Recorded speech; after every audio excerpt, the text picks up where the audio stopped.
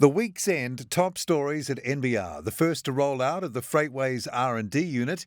New Talisman Gold Mines chair resigns. Uncertainty about whether workplaces could require vaccination certificates. And there's more coming right up.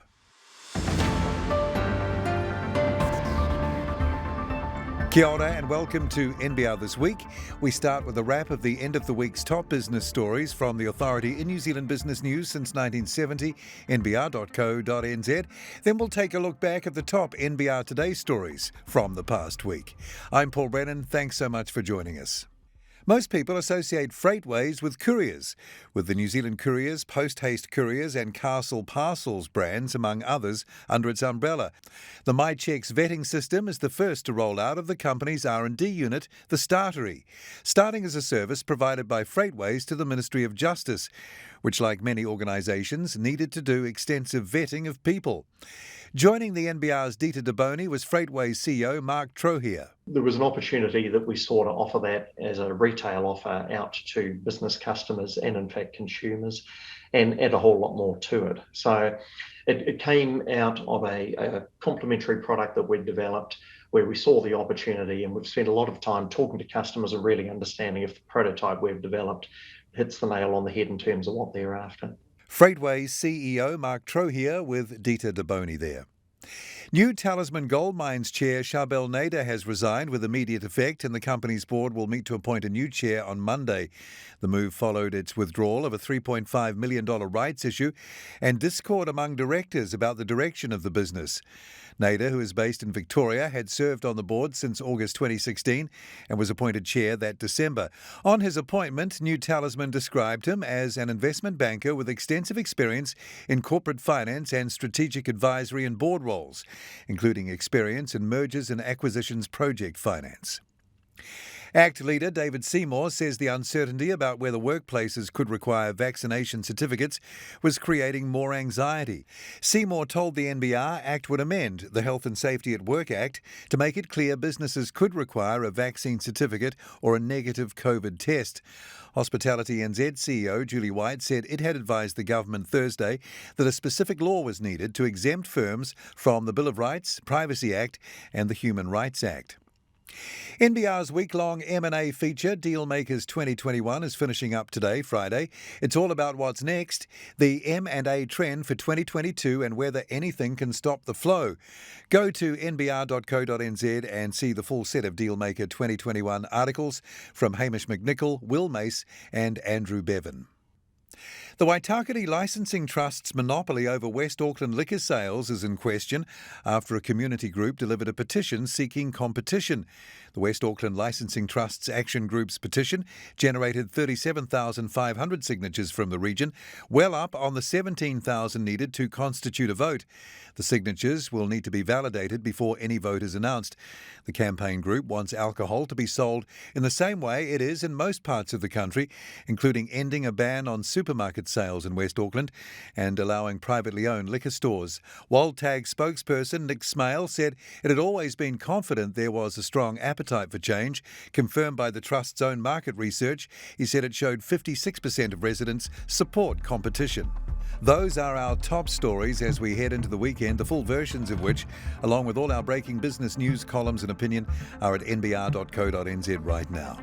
You're watching NBR This Week, a brief look back now at the week's top stories from our daily business news bulletin, NBR Today. On Monday, NBR's Dealmakers feature launches.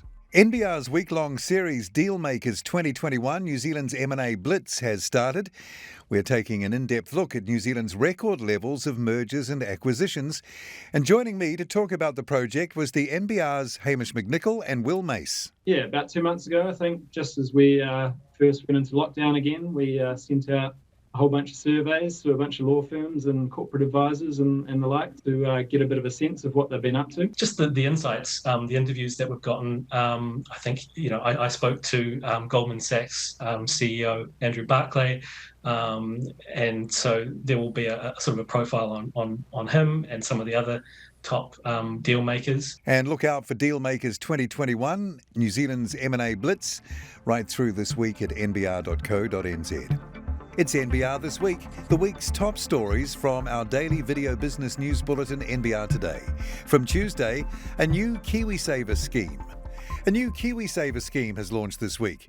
Aurora Capital has put environmental, social and governance principles at the heart of its funds, although instead of avoiding bad companies, it will actively invest in industries that need to change. Aurora Capital is the new fund's management arm of Aurora Financial, a financial advice provider headquartered in Auckland with more than 80 advisors on its books. That firm was founded by 33-year-old Simon Rowland nearly 7 years ago and has grown to more than $10 million in annual revenue, generating about 500 client leads a week. This is NBR This Week, the past week's top 5 business stories from NBR Today. From Wednesday, the OCR going up. The Reserve Bank has raised the official cash rate by 0.25 percentage points to 0.5%, the first rise in 7 years. The move was widely expected, and the market is anticipating it will be the first of a series of increases over the next few months towards 1.5% and possibly higher.